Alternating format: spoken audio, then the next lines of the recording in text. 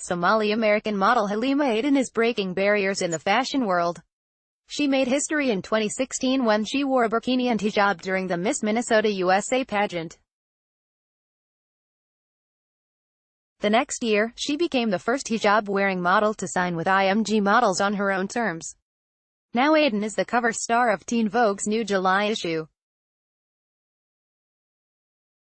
As part of its cover story, Teen Vogue filmed Aden on a trip back to Kakuma, the refugee camp in Kenya where she was born.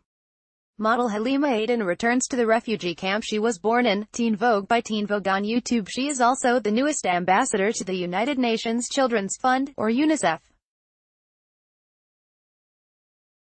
which she says is her proudest accomplishment to date. My mom can pick up a Vogue magazine and she doesn't really understand, but when I told her about UNICEF, she started crying, you know. When I told her that news, it was like the first time in my modeling career that she was really, truly proud of me, Aden shared Monday on CBS This Morning, because I think it's like a difference in culture, and she doesn't understand like the impact of being represented for the first time, but she does understand me working with UNICEF while growing up in the refugee camp. She said she never felt like a victim. I was a child, but I had no say in my circumstances, and I always had faith that I'm here for a reason, you know. It was not a mistake that we were. Those were the cards that my family was dealt with. So I think that has a lot to do with like my positive outlook on even the camp, Aden said. Well, they didn't have toys to play with. Aden said her family had a sense of community.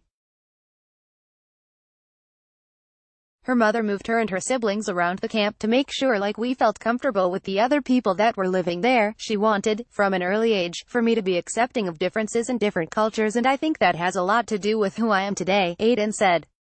She said she sometimes feels guilty because for her family to have gotten out of the camp, it meant others didn't get the same opportunity. But it gave Aden a sense of purpose. It wasn't easy, Aden said. Like it took my family years to go through the vetting process to get into the country, but I feel like, okay, I got here. Now what am I going to do with my life? How can I make sure that I'm empowering the girls that will never have that opportunity that I did?